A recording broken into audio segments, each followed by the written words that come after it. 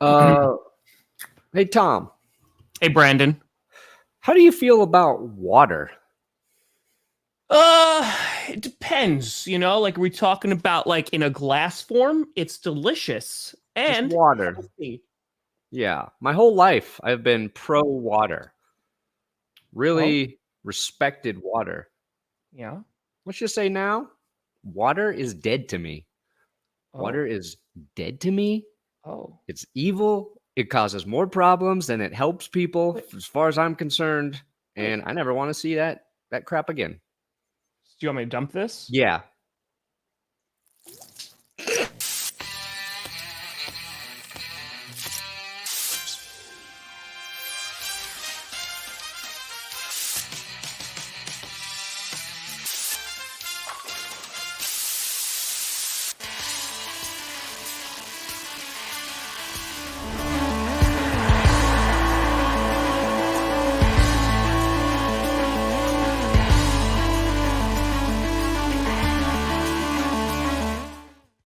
I regret that immediately. I am soaking. That was a lot, and that was cold water. That was baby, we here. I am soaking wet. By the way, you fixed your hair. I did messy hair in solidarity. Your hair looks great now.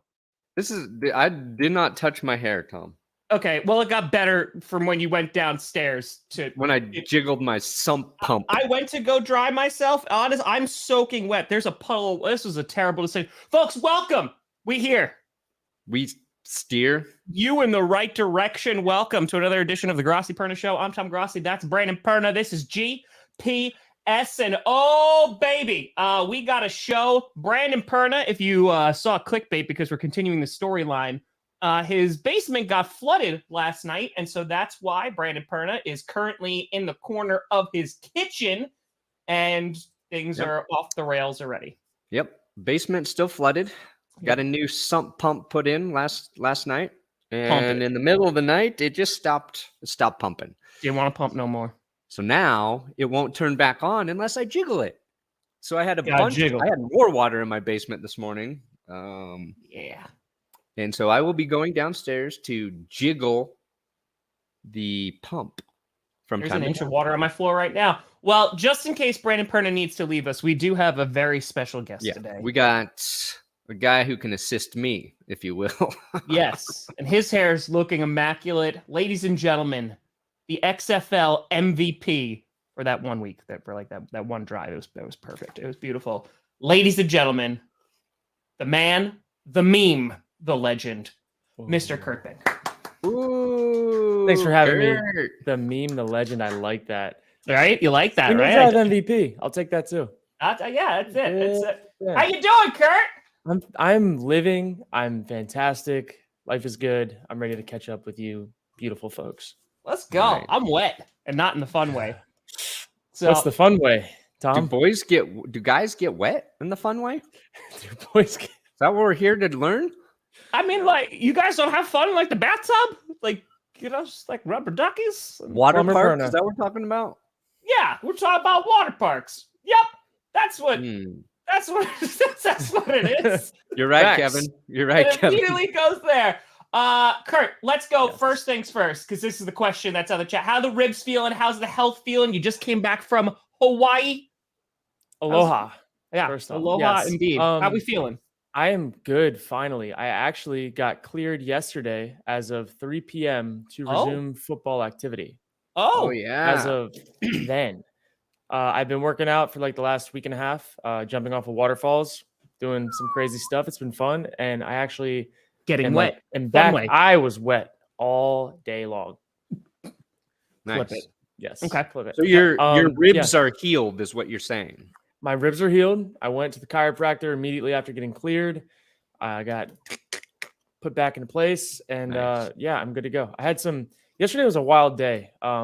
I actually was invited to a rookie mini camp in the morning that I could not go to because I was not cleared yet, and I hadn't been doing football activity, so to show up having not thrown a ball for a month. Yeah. But yeah, that yesterday was a wild day. It was it was wild. But hopefully new opportunities still, come Okay. up, and Okay. we're healthy now. So we'll see what happens. And hey, you got a real good first drive on tape. I did. We got that. So, and listen, Yeah. a certain starting QB I saw retweeted it too, Mr. Jordan Love, because since the last time that Kurt Benkert and I have had a conversation, Aaron Rodgers got traded. And, Jordan Love, QB1, baby. And you know what's crazy, Kurt? Because I feel like you also described this to me too. Like, Jordan seems to be like a quiet dude. Everything I heard about, he's like a quiet, confidence dude. He went up for like that first press conference. He was just like, yeah, like I'm just here to handle business. Like, let's just go. Like, there were some really bad questions, like some really bad. They're like, how much pressure is on you now that you're taking over for Aaron Rodgers? He's like, there's lots of pressure. It's the NFL. I love it. 83% more pressure. It's true. Specifically, just said that. He should have just said that. According to my. Hey. Thank you, Hano. Thank you. Let's see. But so yeah, that was exciting. QB1. But Kurt, we're feeling better. We're feeling cleared. So like, is the goal still this season? We're gonna try and make a little bit of a comeback and yeah, the goal this season is to get ready physically, mentally, and get everything, in alignment so that if the call happens, that I can just go step in and do what I need to do. like that. Hell yeah. Yeah, I'm just full alignment, been getting after it, training, doing everything I need to.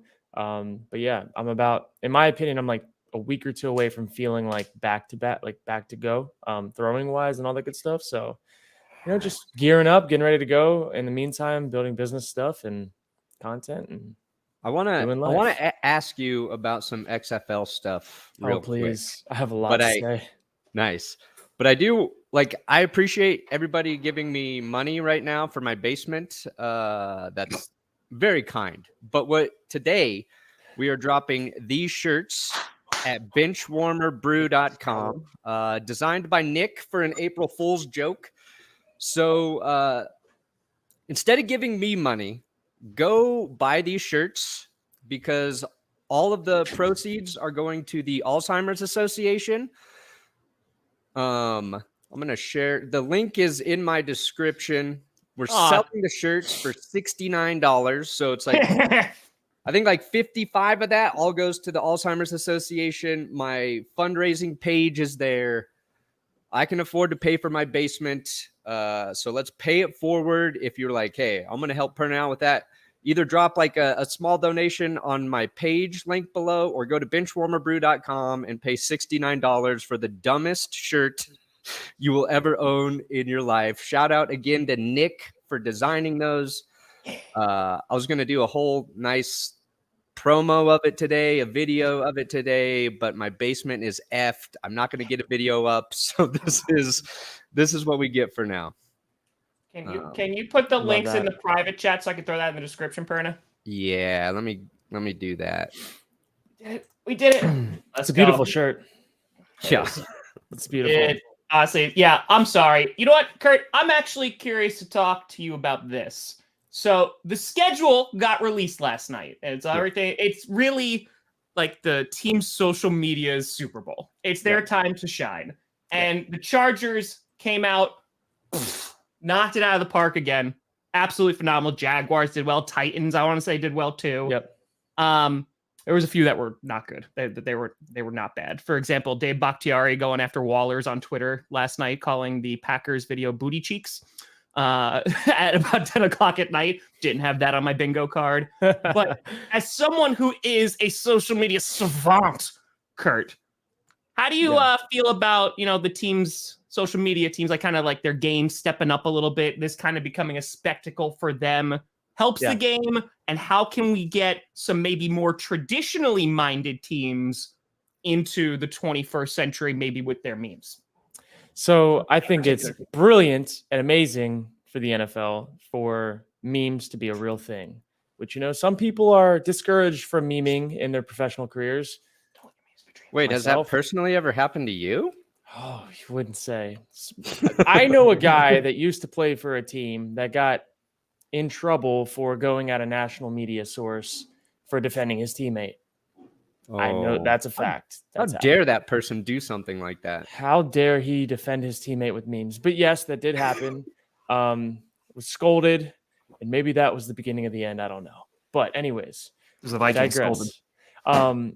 I think that this is. So when I went in with the, I actually went and met with the social media team with the Packers. When I was there before I was released, just to talk about game plan stuff, like see where they were. People have been asking me a lot of social media questions, and I realized how like their hands were so tied from the higher ups that be. And what I realized was that the whole goal, especially if you're one of these like legendary teams that's old school or whatever, you have like 50 years of fans on a wait list to get tickets. Correct. Yeah. You don't have to appeal to those people to get them to buy tickets. You need to appeal to their grandkids who are memeing for them to want to be season ticket holders when it gets passed to them 50 years from now. And they're like, what? I don't want this, because they can't relate with the team that's been doing it the same way forever. So my suggestion for a lot of these older school teams that do it a certain way is like, you have to get with the times, because the well is going to dry up eventually if you're just doing it the old fashioned way. Please, let's not talk about wells or anything drying up. Perfect wording. Too soon. I agree. I'm still soaking wet. Thank you, Brandon. No, you're right. Like that's been one of the biggest like things for the NFL is they've struggled to identify like how do we become appealing to the young folk? Yeah. Like the people who don't necessarily want to sit through a 3-hour game every Sunday, like that are consuming content differently, that are consuming our content differently. Sure. They're going to watch Red Zone. Like those kids are going to be watching Red Zone because they're going to care more about fantasy or pick'ems or projections than they will the actual teams. But what they will resonate with are the Detroit Lions and their social media team. Yeah. Like that really is, if you look 30 years from now and you just had to guess, like there are teams that 30 years ago were crazy relevant and they suck now because their record sucks. But the teams that are actually like being talked about even more so are like social media wise with the younger generation are like, did you guys see this on Twitter? Did you see this? Like, yo, they roasted them. Like that's just kind of like the Cardinals. I don't know if you guys saw the Cardinals one, but that was abusive on many levels. Like 30. It was awesome. Like it was a little edgy, but it was really good. I think their schedule release was awesome because it was like it came with relevant things and made it into memes and like merged two worlds. And like that, you have to meet people where they are, which is like memeing on the internet right now. The coolest one I thought was the Jaguars one. They just leaned into the whole NFL is scripted bit. Yeah. And it was really, really well done. And even there was this clip of Roger Goodell at some meeting making a joke about the NFL being scripted. And that's like 100% the right approach for them to be like, this is something people are like joking about every week. Although there is a certain sect of people who just believe it. And you can't worry about what people are going to believe. But to see them leaning into it makes me think like they're starting to get it. And it's just so much further behind of like where the NBA embraced like that whole culture of it. And it's like, think about like Red Zone. It's like watching football if you have ADD. But I honestly believe Red Zone won't be fast enough for the generation of kids coming up right now. Yeah. They'll be watching Red Zone and something else. Yep. Well, I mean, because you think about it, right? Like they've broken this down before. There's only like actual 10 minutes of gameplay, right? It's some like crazy number like that in an NFL game because the amount of commercials, it's incomplete and like how long it takes to set up. So I agree because you look at other like fast-paced sports like the NBA, which is just constant back and forth. You look at even hockey, right? Like there's these sports that really appeal to like a younger generation who is constantly bombarded with a million things at once. You can't just sit down and like watch a 3.5 hour game and it be really slow. And of course, like this is generalizing, but I think the teams that really, as we're talking about, lean into it are going to capture more of those fans. And I always find it interesting because Kurt, you're talking about like the higher ups and not in Green, but the higher ups, right? And I'm very aware of the traditional mindset that exists on certain teams and definitely ties some hands or reduces the flexibility that some social media teams have. But I think at the end of the day, if you're able to engage with a younger fan base and not in a way that is like the NFL usually does it, because like they bring in like TikTokers and stuff. Yeah. And like it doesn't do well. Like Amazon did Dude Perfect, and like nothing against Dude Perfect, but like they brought him in for the draft, and they also brought him in for that one Thursday night game, and it got destroyed. And it was like, what is this? Because Dude Perfect was like the biggest thing 10 years ago. Like they're still big and doing things, but like their target audience is not like the kids that the NFL's trying to like get engaged with the gaming. Like Nickelodeon's kind of like a little mixture of like they try to do that show to get it like correlated to younger generations and stuff. But again, it just, you have to be in it to really know what's relevant. And if you're not, you're just throwing shots in the dark. Yeah. And it's just, it comes off as like not authentic.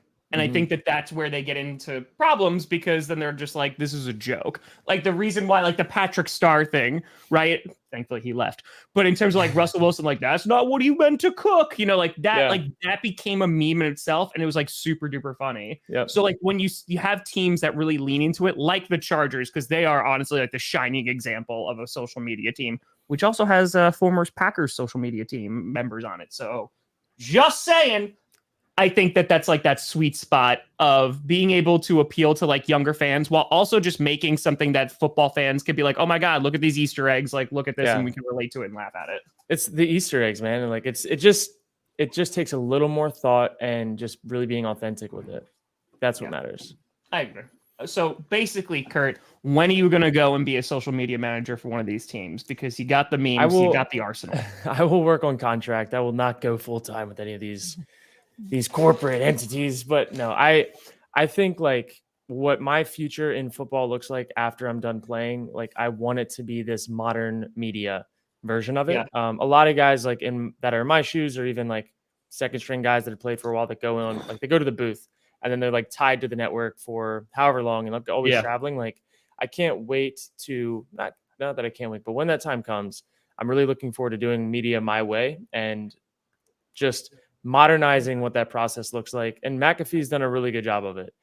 He still is getting sucked back into the booth a little bit, but I'm really looking forward to this season, seeing what happens with playing, but if not, diving into the media side of it, because again, like you said, there's just so much opportunity if you're just fresh. Like, look at what you guys do. Like what you guys do on a weekly basis throughout the NFL season did not exist 15 years ago. Like you are ahead and people are coming to watch you instead of the booths and the broadcast. They're going to you for news and memes and that stuff. And like, they're not even relying on these NFL teams that are pushing out news. They're just copy and paste. They're essentially emails, you know, like on their Twitter.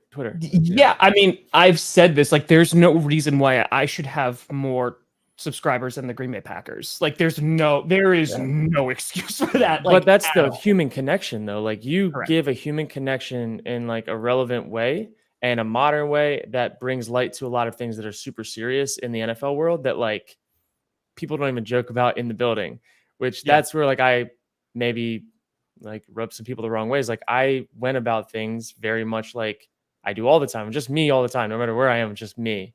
And I don't know. The NFL is unique, and watch 10 years from now, it's going to be so much different. 5 years ago, when I first got in the league, it was don't give your opinion to the media. Yeah. These are your scripted answers. And like, this is what you say, especially if you're. So it was scripted. The script. Oh, trust me. Media training 5 years ago versus now it's like build your brand, be your authentic self, like give your insight, but don't talk about other teammates and what their things that they have going on are, which is like, that's respectable. It's valid. But be you and build your brand.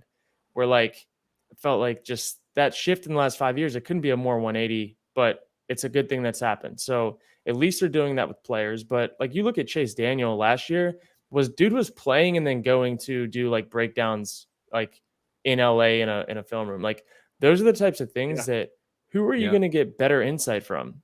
An analyst that's just whatever, or somebody that's in the room with the process and what it looks like, then going straight to the booth after. That was kind of opened up, I feel like, by Brandon Marshall, who, while he was playing, was doing the Showtime show inside the NFL. Yep. And that was several years ago, but that was crazy. We're like, oh my God, like he's playing on Sunday and then recording the show, you know, on Tuesday or Monday, whatever, and talking about like what just happened this week. And it's you're awesome. right. That's kind of when they started, I think, like opening up their mind to it being like a positive thing to allow Well, more they're going to get players better to talk about it. ratings, like better views, Yeah. better ratings. Like I feel like shows like this too, like the more that you can incorporate players or different opinions or different viewpoints, either past, present, or future guys, like draft guys, like that's the type of stuff that allows every single perspective to be seen. Well, I feel like the league in of itself, and you're talking about just 5 years ago, but I feel like as a whole, the league is so insulated in which it's like we do our own thing. It's very like behind closed doors. We put out our product and then that's it. There has been a shift, especially with certain teams, players, etc. I mean, let's just talk about Aaron Rodgers for a hot second. You know for a fact, like the Green Bay Packers were not thrilled that like he's going on and and that's nothing that even Rodgers is saying. But it's just more of like the Packers are a very traditional, like, hey, we like to keep things like close to the chest. They are able to put out like, silly, like, little videos and stuff. But even that is like a big step for them because they're usually like, we're appealing to not only the older generation, we have a brand to protect and a legacy to protect. Yeah. And like, once we get out of that mindset, like shows like Hard Knocks, for example, that, or even like the Bills. I just saw the behind the scenes of them drafting Dalton Kincaid. Yep. Like that in of itself, the transparency, if you it can would change everything. People eat all of that up because like this is fascinating because you don't get to see behind closed doors. And like if you're able to just, get a little peek behind the curtain, it gets people and fans more invested in your product because it's again that human connection. The Commanders, right? Like they showed the Pro Bowl noms last year and like Rivera telling all like the guys that they're making the Pro Bowl, and it was this very like heartwarming moment. The Cowboys, you had that coach draft his son. Like these are the kind of things that just like it spreads like wildfire, like fire. It is great for the business and it just helps. Those are the things that make the NFL special. Yeah. Like that is what is special about the NFL. Why would you not want to show those things or be prepared for when those moments happen? And a lot of it, like that's really the case too. It's being open to share the message and then being prepared to have like a plan to not just like go on autopilot through your week. And like so many teams, like it's changing a little bit, but I know exactly what a Monday, Tuesday, Wednesday, and Thursday post on social media is going to look like. You just copy and paste the team that they're playing against. Bam, it's out there. Like every single graphic looks the same. Like it's, you close my eyes and tell you what the script of the social media season looks like for some of these teams. Like you have to be like light on your feet and be able to like make light of whatever happens. Yeah, it's basically like each social account just needs to feel like it's being run by a unique individual. Yes. It doesn't even have to be like who that team thinks their identity is, but it has to relate on like a personal level where like if you follow that account, you're like, oh, there's somebody back there with a great sense of humor, firing these things off. Or give that intern a raise. Yeah. And if it's not humor, it's just like, oh, they're providing like different stats or different takes on players or different access of behind the scenes stuff. Like not everything has to be a meme or funny, but just embracing like that authentic representation of this team it's good for the team, and it's also just more entertaining. It's more fun. Yeah, you made a really good point. Like each team really should have its own voice on social media. Like, and I feel like that voice like is made up by the fans and like they're like, what is the cumulative like personality of this fan base? Find a way to like make that come to life through the voice of their social medias. Like, and the best teams do that in my opinion. Like, and it's also like, and Tom's done this really well. And it took me a while to learn this, but like, there's like something powerful and also embracing like your enemies as the team. So, there's so many like Bears fans and Lions fans that watch and Vikings fans that watch Tom and like Tom. And I think like social media accounts interacting with each other, ribbing each other when one loses and poking. And it's not like a thing where defends this team where I feel like a few years ago, you talked a little shit about, a victory or a team getting blown out. People are like, whoa, you can't do that. Now it's fun. And it shows like, we can. Like we lost a football game. We didn't score as many points. It's really not that big a deal. Let's have fun with it. And I think that gets other teams to embrace your account as well. And that's just as important, I think, in terms of building like the Broncos fan base on their account. If they can get Chargers fans going there, the way we're like, I can't wait to see the Chargers social account drop the schedule release. Like, I never cared about the Chargers social media presence, but now I'm like, they're fun. They got good people running it. I want to support that. I want to tweet it out.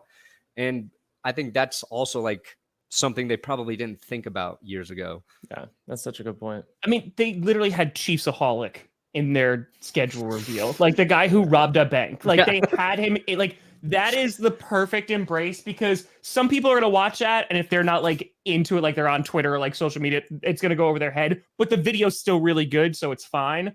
But the people who understand that are like, oh man. And that's also how you're going to draw fans. Yeah. Because if your social media like team kind of sucks, like you're talking about like those younger fans, I'm sorry. Like I get it. You know, like mom or dad or grandpa or somebody was like a fan. I feel like in this new generation, that doesn't necessarily mean you need to be either. Like, I feel like that was definitely like a hereditary thing where like it was handed down and it was like, oh, well, I'm a Broncos fan because my dad was a Broncos fan. And, or like I lived in the area. But if your geography is no longer your focal point, it's more just like where you're hanging out digitally. I know that sounds like super like it's real like, though. Where's your digital location? If you're hanging out on Twitter more and the Chargers are killing it on there, you're going to gravitate more towards there. If you, I'm going to buy a Herbert jersey because of their Twitter. Like that shit's real. Like they're going to sell tickets because of that. Like their schedule release yesterday sold tickets. Yeah, 100%. And I think that's the teams. That's a hard thing to do for Chargers. Oh, come on. That was too easy. But again, that's the point is like at the end of the day, all of this has to, from a business perspective, lead to revenue in some way, shape, or form. And you're looking, in the case of an NFL team, you're looking for revenue for the next 50 years, not just like now. And building a social media presence, increasing your team's valuation. Like you can't tell me that the Chargers valuation is not more now than it was before just because their social media presence is killing it. Like they have a more recognizable brand and more people are interacting with them. Like regular companies outside of the sports world, like how much they're interacted with, how much their social media like brings attention to whatever product they have, that increases their literal valuations of their company. So you don't think that like the owners that are really with it see all these tech companies doing this and are like, hey, we need to be doing that for our football team. Yeah. Like it's already being done in other ways of business. Yeah. I mean, I don't disagree. I think at the same time, if you look at, you're talking about teams that are good right now. Like, let's just take the Chiefs. The Chiefs are going to be good for a while because they're going to have Patrick Mahomes, right? Sorry, Brandon. But at the same time, like if they start building that kind of like online presence now, it's going to help because eventually they're not going to be as good. And if you don't want to see an exodus of like young fans or not, like you're not bringing in new guys, then like what are you doing here? Because it's like you said, at Packers, like look at it. Like if the Packers, in my opinion, for the last 15 years have been like pulling into the modern piece of social media, like people resonated so heavily with Aaron Rodgers as they were Packers fans because of Aaron Rodgers. Yes, there are a lot of people like geographically that are Packers fans forever till they die. Kids will be the same, but people outside of Green Bay or outside of the Midwest like that, they were only Packers fans because of Aaron Rodgers or because of Brett Favre. Yeah. Like back to back, just 30 years of just dominant like that. Who knows what's going to happen now, but you have to think of what is to come in the future and how do you prepare that? Just like you're talking about with the Chiefs. Yeah, I don't disagree. And now it's like, okay, let's just say the Packers aren't good for a little bit, right? Then, or even a long time. Now it's like, okay, can you still rely on that? Well, it's Green Bay. Like we're always going to have a 50-year sellout list and like all that stuff. I don't know because they are a very strong brand. They are a very like it's important. But even like the Bears Packers rivalry, I think you look at that for Bears fans, for Packers fans, we're like, yeah, absolutely. Like that's important. I feel like that has lost some of its luster just because, you know, the Bears haven't been good for a while. We'll see what happens now. But like that tradition, I feel like you have to keep it alive in the sense that it has to evolve because nobody's going to care 20 years from now. Oh, it's the oldest rivalry in sports. Yeah, like Packers and Bears fans will still care, but people are like, why am I watching this on Sunday Night Football and why should I care? It's like, for me, I do not care about the Cowboys Giants. I see it every year. It's almost week 1 Sunday Night Football every effing year. Guess what? It is again this year. It sucks. Yeah. And it's not even like the games are not that good, 1. But 2, I have no investment in it. not even like I just like football, but I have no investment in it because there's nothing outside of it. I'm not in the division. And I imagine that's what it looks like for other fans outside of the division, besides being Packers and Bears fans, how they look at that rivalry. That's so true. That's like, damn. And the Cowboys got six primetime games again. At the Chargers, I think they gave 6 primetime games as well. They deserve it. And for social media. It's Herbert, and they're desperately trying to make LA a thing for football. But and I saw like you tweeting, Tom, that like, why did the Broncos get 4 primetime games? Because like their primetime games last year weren't good, but it's because like the Packers, no matter what, and you'll see this if you are bad for the next 7 straight years, as the Broncos have been, people still watch the Broncos games, and they go and they attend them. Like last year had some of their worst attendance late in the season, and it's still one of the best attendance records in the NFL. Their like season ticket waiting list is so long, and it's because they have that.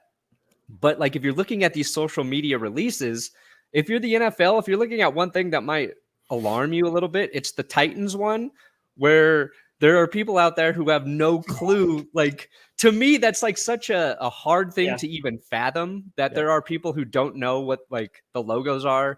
Even like I don't watch a ton of NBA, but I could tell you could show me all the logos and I'd say like what each team is, right? And those are all younger people. It's a city that has a football team, but it's not the biggest football city. There's a lot of other stuff going on in Nashville.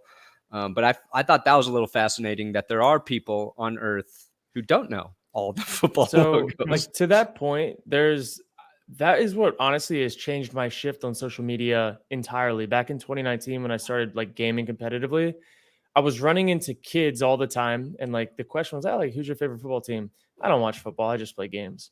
And I was like, not me as a kid. Like I was watching football, then I was playing games.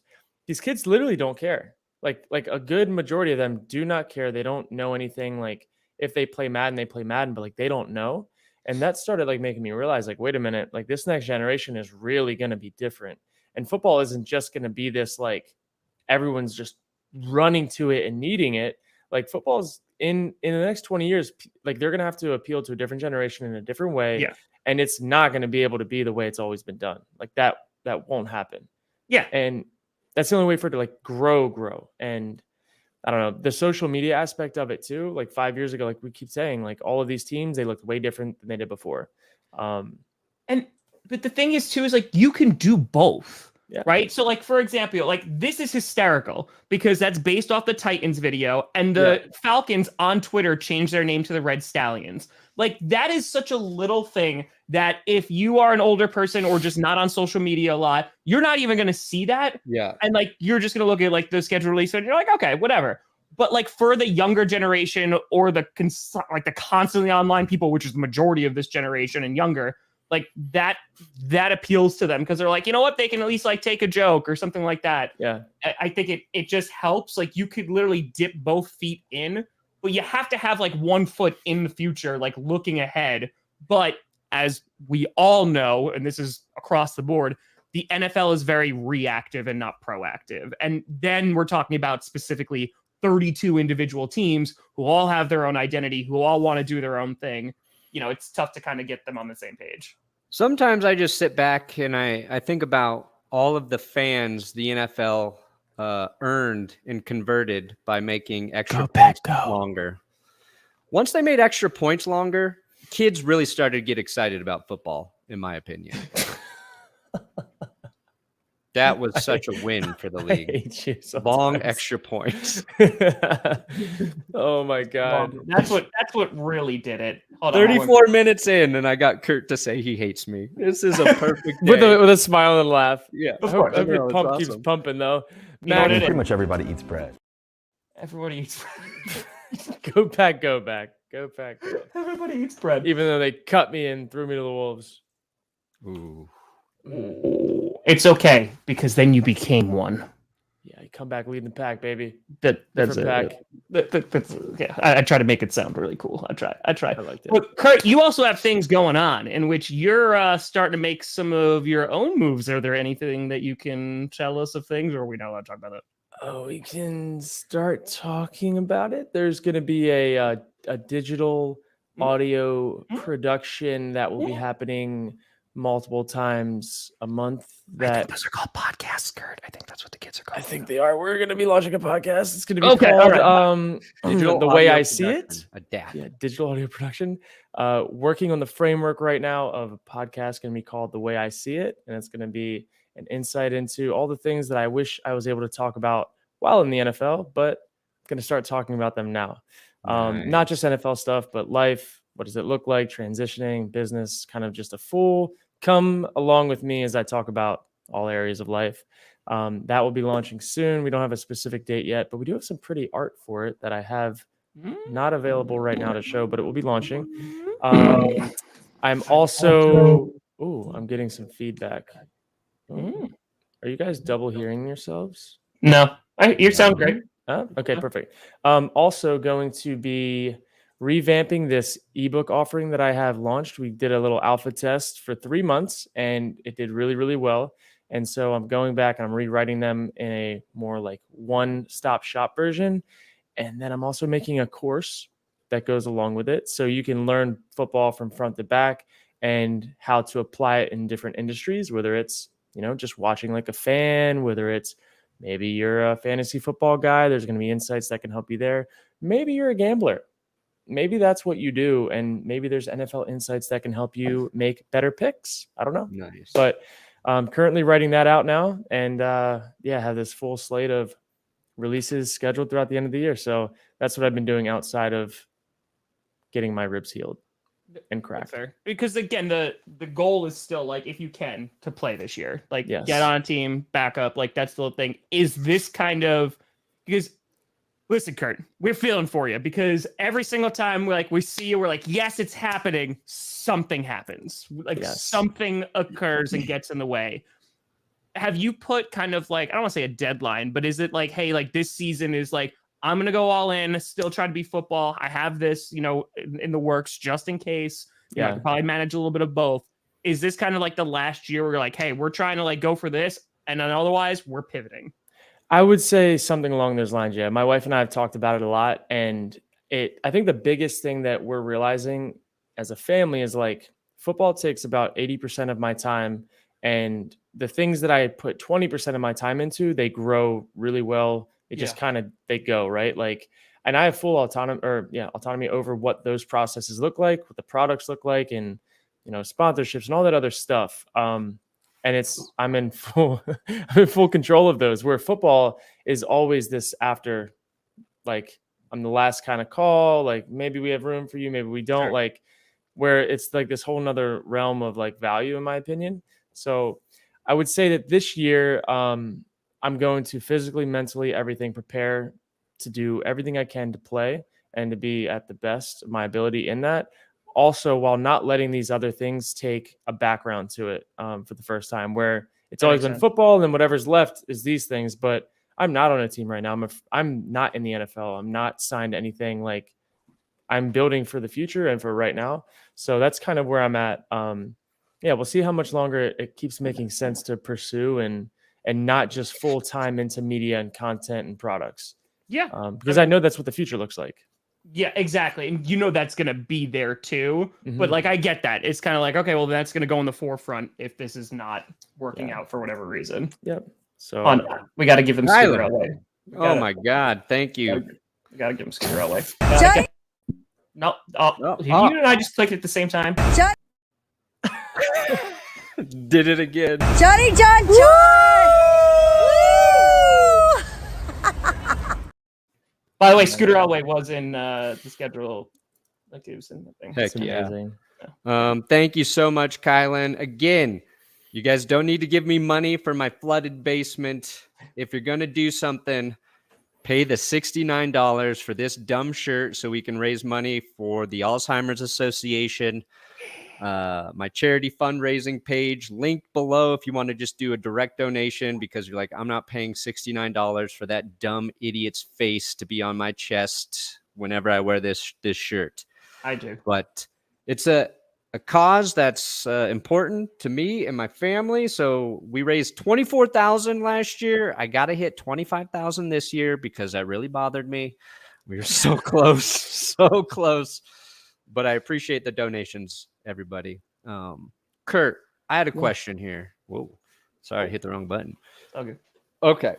Well, I still want to talk about the XFL, but Yeah.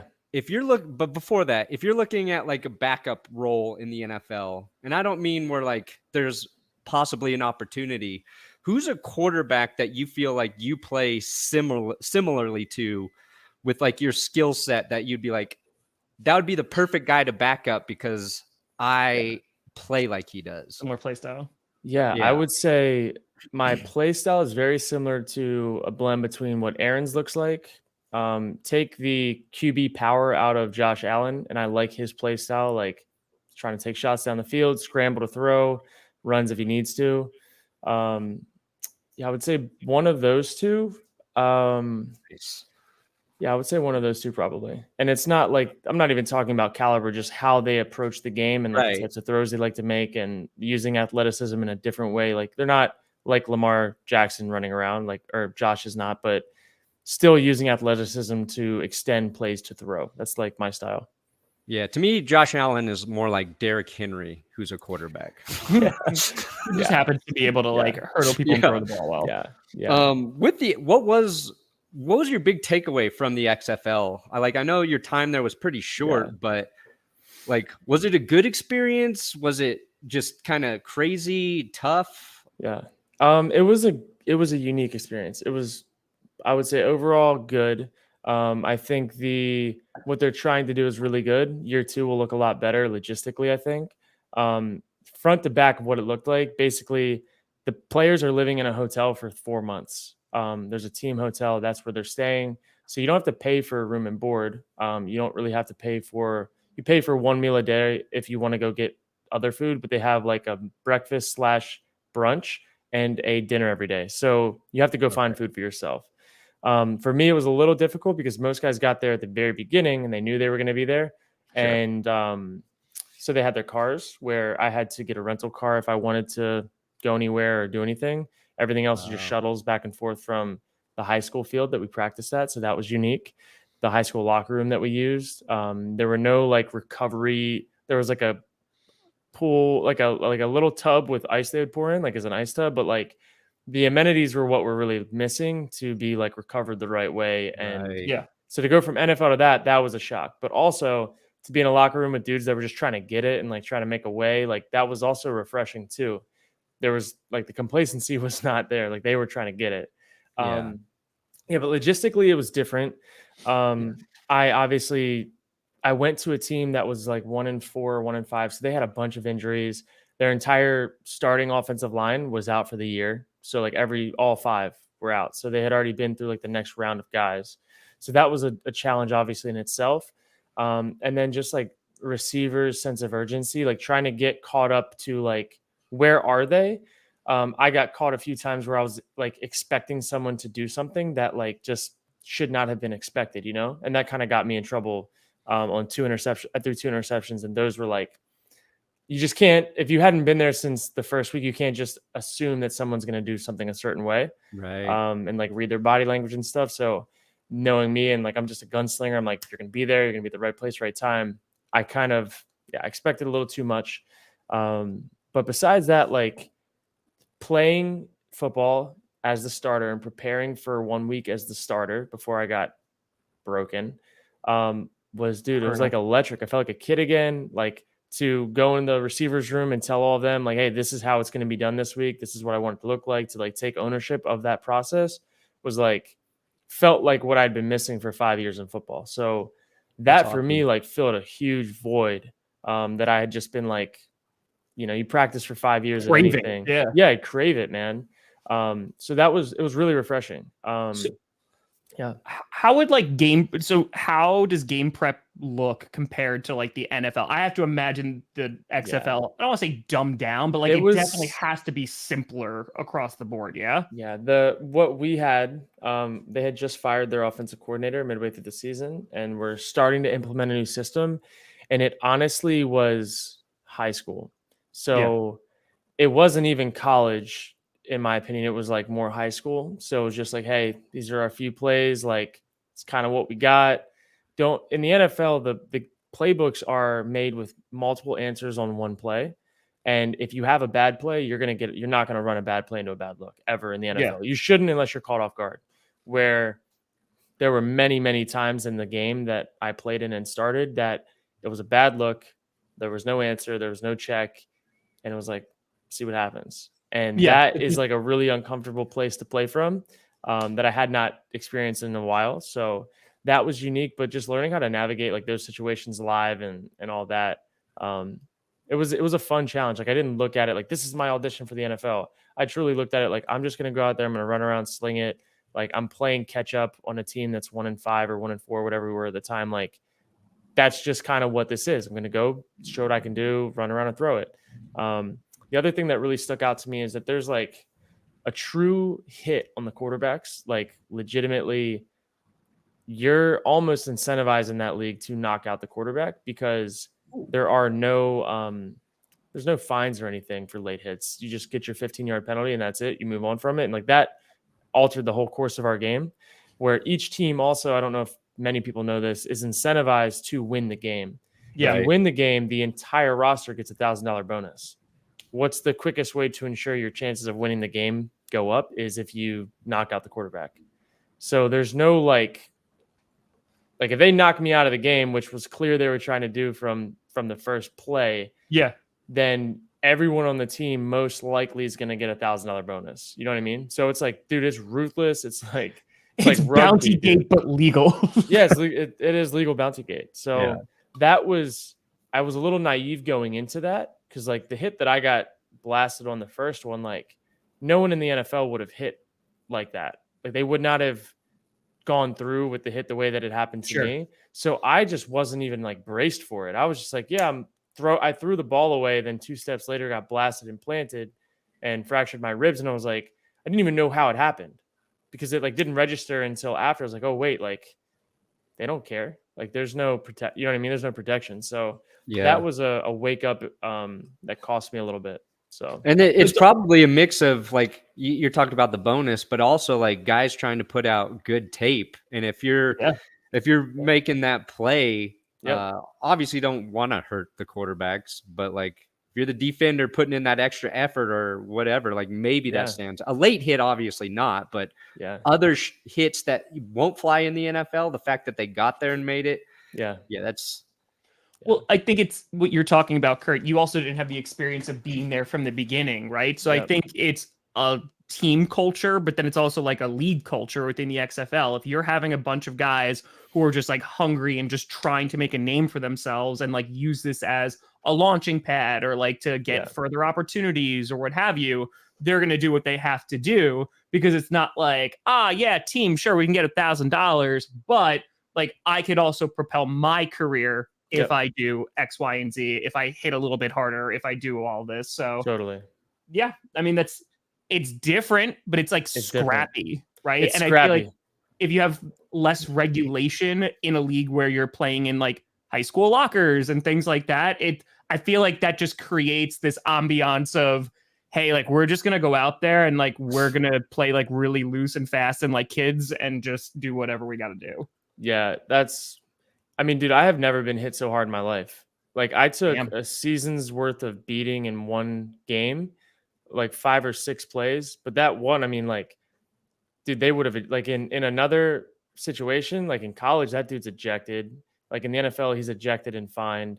Where like it just kind of like it's the XFL, which that's on me for not even like protecting myself and just being naive to like what it really is. But like to your point, had I been there from week 1 and kind of felt what that ambiance was and like, this is the actual situation, totally different scenario. Like totally different scenario. But what was Heinz Ward like as a head coach?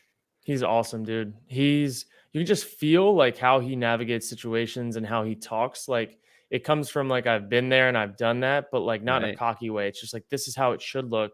This is how it should be done. And like, this is why I really liked him. He's a good dude.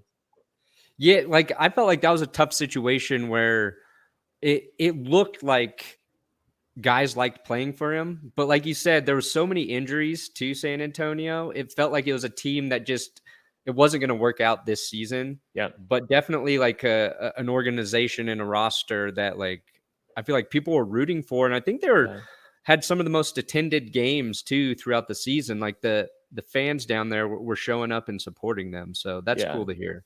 Yeah, their defense was like number 1 or 2 in the league, the best special teams unit in the league. It was just the offense was so depleted that like if you don't have answers on every play, you're not just going to be able to line up talent for talent and win games. Yeah. So that I had a lot of discussions with him, obviously, while I was there. And then after of like, what could it look like differently to like not let that happen if you run through injuries again next year.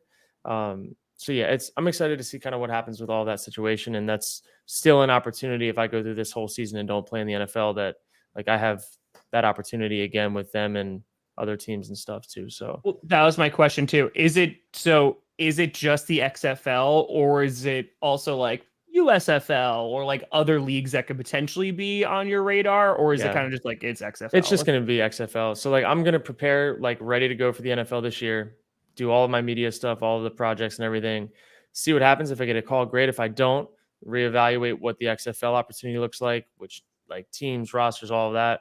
And then like time-wise, what have these projects looked like and what are they kicked off to be, and see if I want to do that next year. So that's kind of where my lay of the land looks like and how I'm approaching this next 7-month stretch.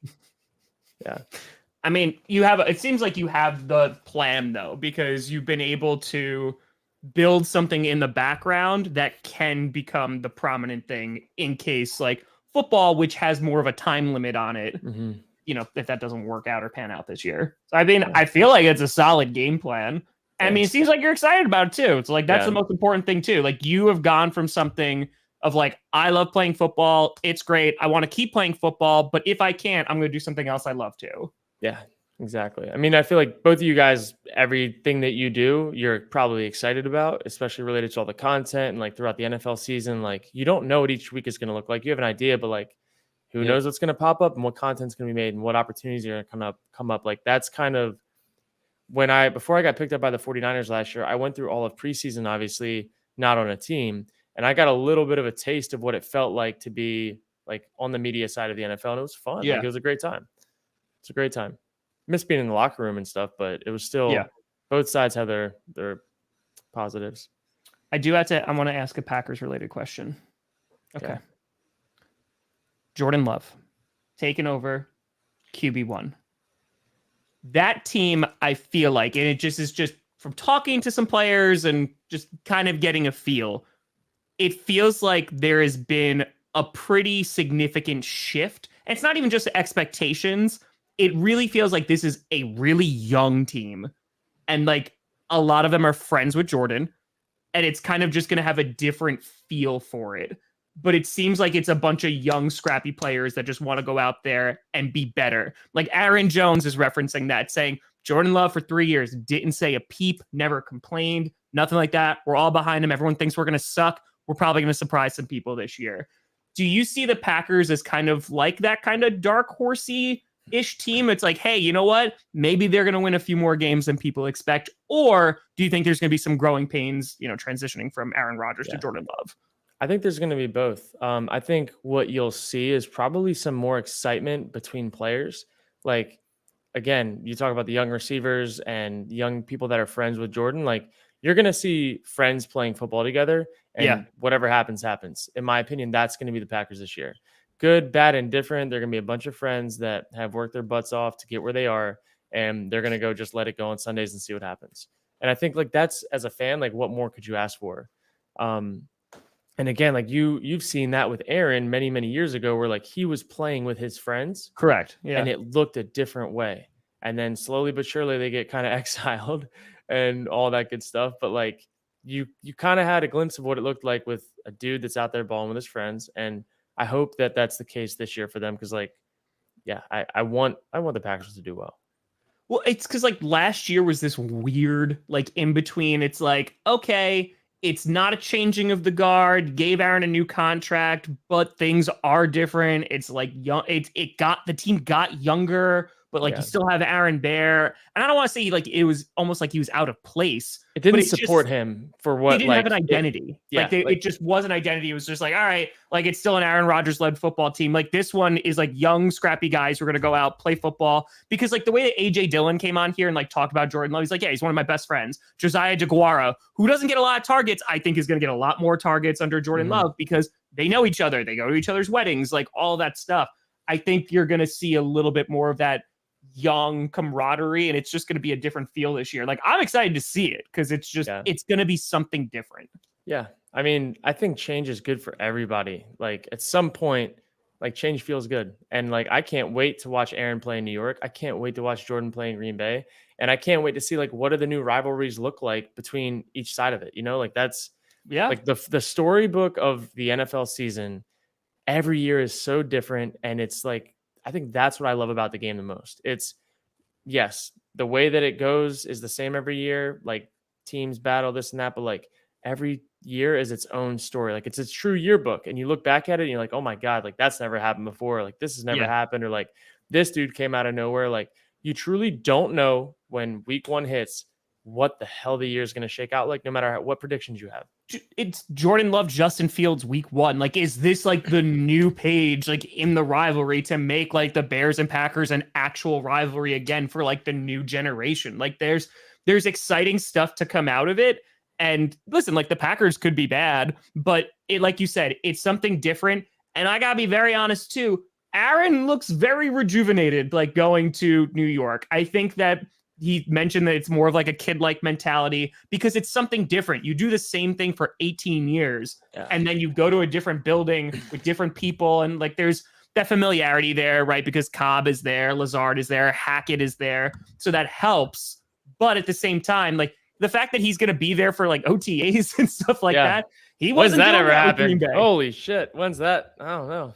It's been a little bit. And I know Packers fans are a little like salty about it. And I get it. But, you know, I think it also just shows a change was needed for everybody. So like the Packers, they're going to go into a different path. And like Rodgers is going to do something different with the Jets. Totally week agree. one, they're going, it's Bills, right? Jets, Bills, week one? Yeah, Monday Night Football. That's an insane game to start the season off. Like, dude. And I know Hackett and the offense will be similar. So that's going to be like a big thing. But, you know, Peyton Manning, took him a while to get acclimated in Denver. Tom Brady, it took a while just for everything to click there. Like I'm one thing I'm watching to see is like how quickly does that Jets offense look like Aaron Rodgers has everything under control. And I think there's a good chance it could be pretty good week one because it's Hackett and the same thing. But like, I think it's the receivers that they brought. It's those guaranteed plays that he knows the body language of like Lazard and Cobb. Like those are going to be, that's why he has those two there. Like I can guarantee that it's the familiarity with like the key situations that those guys were utilized in. Like when shit hits the fan on 3rd and 8, like that is the stuff that changes a game. And that's why Cobb and Lazard are there. Like that is it. And it'll give everybody else time to grow throughout the season and get caught up to speed. But I'm excited to watch those first few games because I feel like I'll be able to break down like really what the situation is and the timing just by watching him play. Like when I go back and watch the film, I know how his feet should look on certain routes, and I'll know like, was it him not trusting it? Was it the receiver in the wrong spot? Like I'm really excited to dive into what the Jet stuff looks like because I know what it should look like on one side. So we'll see how well it matches up throughout the first few weeks of the season. I mean, you also get this. Sauce. Yeah. It's weird. It's a little weird. Freddy Krueger-ish. Yeah, it's a little strange. Like Sauce this on my hands, no translates remorse. like he just murdered Sauce on my somebody. Like that doesn't. Yes. I don't know if that translates sauce. But no, the Jets will be an interesting team this year, and like I'm obviously going to keep an eye on them just because like Rodgers and Cobb are playing there and Lazard. So yeah. So I mean, I didn't want to say it, but yeah. God, I gotta go. That's that. Yep. You gotta go. Got it. But Kurt, That's we funny. appreciate you coming on, man. Thank you guys. What you got going on in the life, and what can people look forward to seeing coming from one Kurt Benkert? Yeah, just if you follow along on my Twitter, I will be announcing all the new things that I have going on right now. If you're still looking to learn a little bit more about football, you can go to my website, kurtbenkert.com. There's a free QB tips guide if you want to just get a little bit of insight there. And then there's also the 3 other ebooks that I have. They will be made cumulative in about a month or so, but I will, if you buy those, I'll just send them to you on the back end. So we have a few products out and cool stuff on the way. Hell yeah. Rock and Sweet. roll. I Well, we appreciate you appreciate you, Kurt. We'll be talking real soon. But Yes. buddy, appreciate you. Alrighty. See you guys. Take care, bud. Coming, Kurt. Thanks. Au revoir. That was Kurt Benkert, everybody, coming on the GPS. We got another 6 hours of programming today. We are going to find out what is Brandon Perna going to be making for lunch, and are those Ooh. bananas in the background going to go bad before the show ends? No, I eat those bananas. I'm a banana man. Yeah, that's good. About every day, I got a good old banana. We got a good old banana. So I'm imagining you don't have anything coming out today, Brandon. No, the pump was working. I was sucking water out. I thought it was going to be dry this morning, and then I went back down there. It stopped working overnight, so there's a ton of water. I got to suck that back out. All I'm asking, go check out, support the Alzheimer's Association, either with the shirt or just drop a donation from the link below. We're trying to get to 25K. We're, I think, close to 8,000 right now. I don't know. I haven't checked it during the stream. I know we got a couple donos during the stream, so I appreciate that. And then tomorrow... Yes, hoping, assuming we get everything worked out, and I can go work downstairs. I'll be streaming the XFL Championship game, trying to raise some more money for the Alzheimer's Association. But yeah, XFL Championship tomorrow. Defenders, Renegades. A shot. There you go. A 4-win team sneaks into the championship, Tom. I didn't even know that. So Yeah. it's not Kurt Benkert. So Tom Grossi's attention span went down. Well, I hope that sucking goes well. But real quick, because we didn't get to talk about, how do you feel about were you able to look at the Broncos schedule? Like, was anything stand out to you besides the fact that you have all these primetime games still? No, our tough stretch is when we play the Packers. We got like the Chiefs, the Packers, and the Chiefs again. I'm like, okay, Yep. That's gonna be. Oh, but we play the Chiefs on my birthday, so. Oh, that's gonna be a good stream. I'm scared because It's gonna be a good stream. Gonna be a good stream. Every time the Broncos play on my birthday, they lose. And I went to a game when they played against Peyton Manning, and it was a good first half. And then I just watched Peyton Manning just pick them apart in the second half and just destroy them. And that was the moment I was like, Peyton Manning's one of the best quarterbacks I have ever watched play football. And that was before he was a Bronco. So I really hope I don't say that about Patrick Mahomes on my birthday. Hey, Unless maybe he's the next Broncos QB. Okay, all right. Well, I was going to say maybe they finally beat the Chiefs on your birthday. If they end the streak on my birthday, Tom, it will be a significant day, not in just sports history, but human history. It honestly would kind of be a little bit of a. Is that the first time they play him or the second time they play him? It's second. Yeah, so like you're kind of. I don't want to say you're kind of hoping the Broncos don't win the first time, but you're kind of hoping that they're just like, oh, they happen to lose and they win on my birthday. That would be. We'll see. I'm kind of rooting for this situation. The Broncos only win 2 games next year, and they're both against the Chiefs. Perfect. Lose against the Packers. Sure. I'll spot you that win. All right. Oh, thanks, buddy. Appreciate you.